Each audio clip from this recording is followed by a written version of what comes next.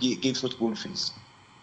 Agonero kamane japuonj Kennedy Olema aduwo iri mondo mi miya wach mar mbui kiduoko penjo mantiere karka achiel kachiel koda ka japuonj Benson Adiwe ka untiere Kitengela uduto. Ruth Athio Chieng wacho kamae, kama CBC bergo en wach mar janyuol chuno nyathine mondo chop lek mane ok ochopo kare. Orumo. Gini ne kill the ability mar jopuonjre.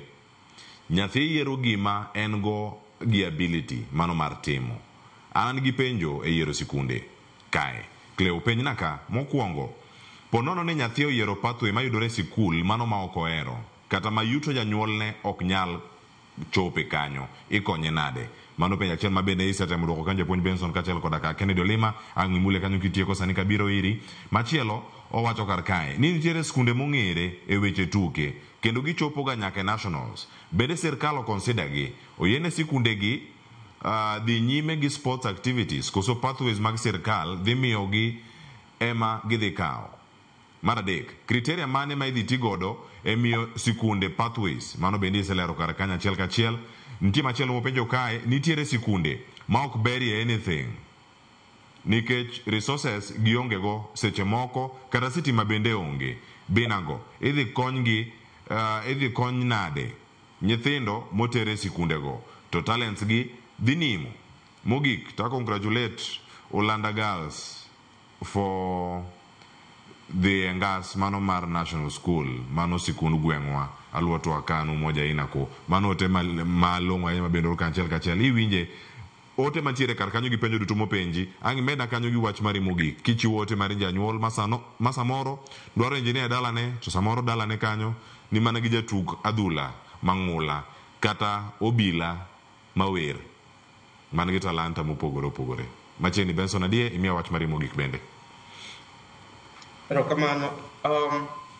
Nitie Cleopas there is nitie paro mantie kuom sirkal under the Ministry of Education miluongo ni the Central Placement System. It is proposed the ministry tiende ni onyalo dhi operate mana kaka KUPS tiyo. Tiende ni it is the body madhi timo placements seche moko mag nyithindo. However, ok otima kamano, otimo kaluwore gi information mantiere system mana kaka ne wawacho mokwongo. Koro seche moko inyalo yudo ka nyathi oluonge e sikul moro. Nikech information mar nyithindo gi nyaka wabed sure ni sirkal nigi information mar nyithindo.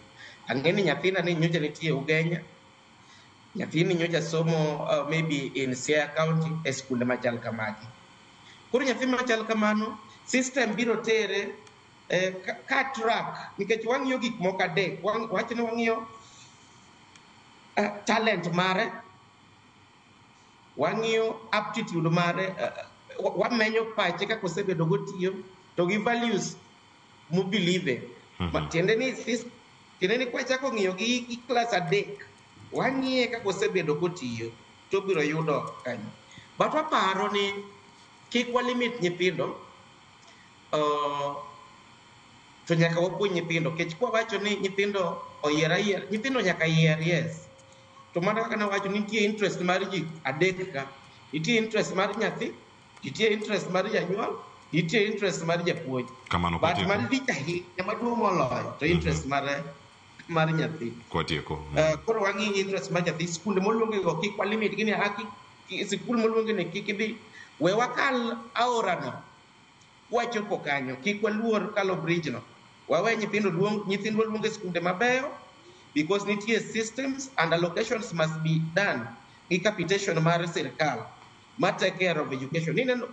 Somo emomi pesa mang'eny moloyo seche moko ok nyal dhi romo but mano ng'isi the trend is coming soon. Then maybe mapiyo piyo Cleopas kiyiena mano kwatieko koro.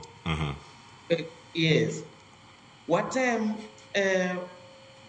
keto sikunde wa kik wawach ni sikul onge sikul maonge gimoro amora.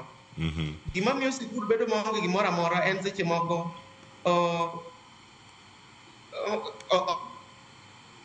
resources mowinjore. Koro wakwayo jotendwa, there is what we call lobbying.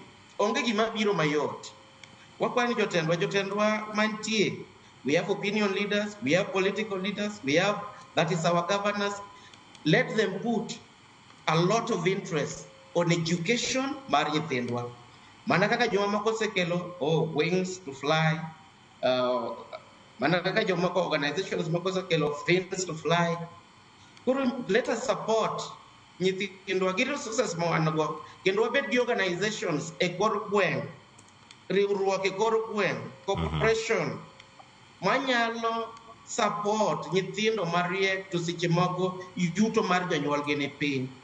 Koro mane kaka ne Tom Mboya gini oloko piny motero ji oko modhi osomo, gik ma kamago pod inyalo tim, kendo nitie ji mang'eny ma pod timo mago. Ka ok kamano to moro ahinya, to wach STEM cha joluo kik kaw mayot ahinya, kanyo be ging'i